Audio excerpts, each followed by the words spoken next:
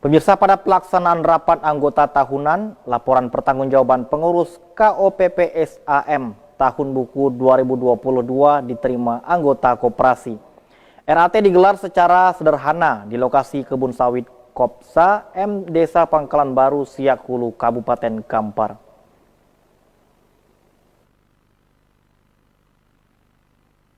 Rapat anggota tahunan Koperasi Produsen Petani Sawit Makmur Kopsa M tahun buku 2022 digelar di lokasi kebun kelapa sawit Kopsa M Desa Pangkalan Baru, Siak Hulu, Kabupaten Kampar.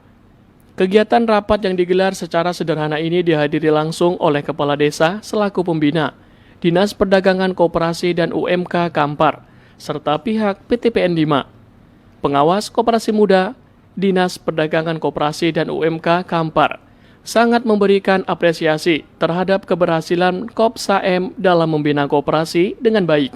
Apalagi seluruh anggota koperasi juga sudah menerima laporan pertanggungjawaban pengurus koperasi.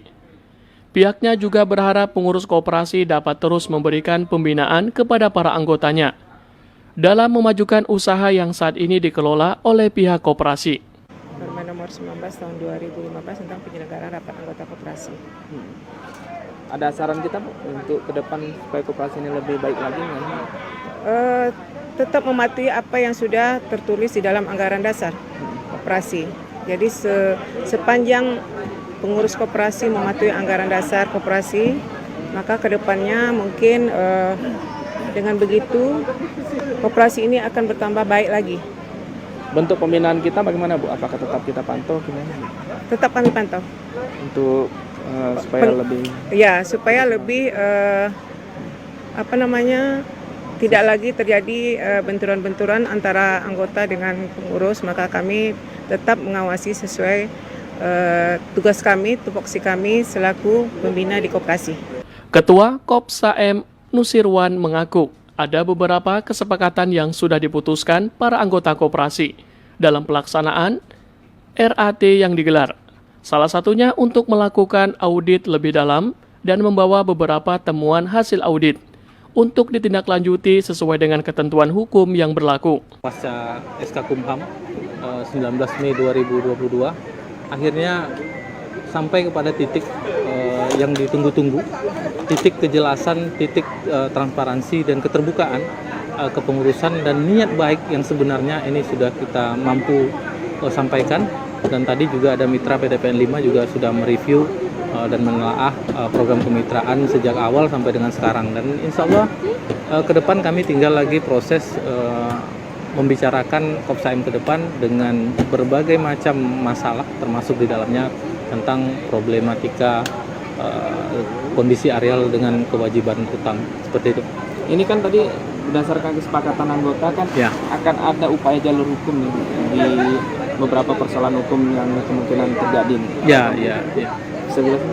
Iya, jadi ada temuan-temuan ya yang pasti ini masalah yang sudah cukup lama.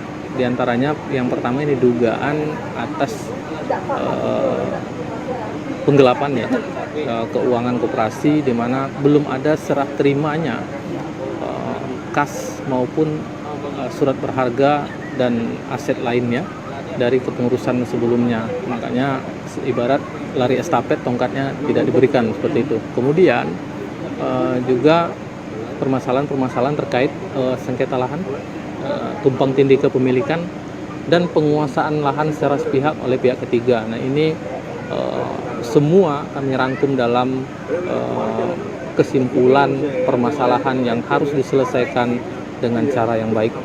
Melalui pelaksanaan RAT ini, Kopsa M juga memberikan penghargaan kepada pekerja dan karyawan terbaik yang mengabdikan diri di koperasi, di mana Kopsa M memiliki target agar pengelolaan perkebunan kelapa sawit yang saat ini dilakukan dapat terus ditingkatkan produksinya demi kesejahteraan para anggota koperasi. Yogi Sasta dan Reski Eka Putra melaporkan.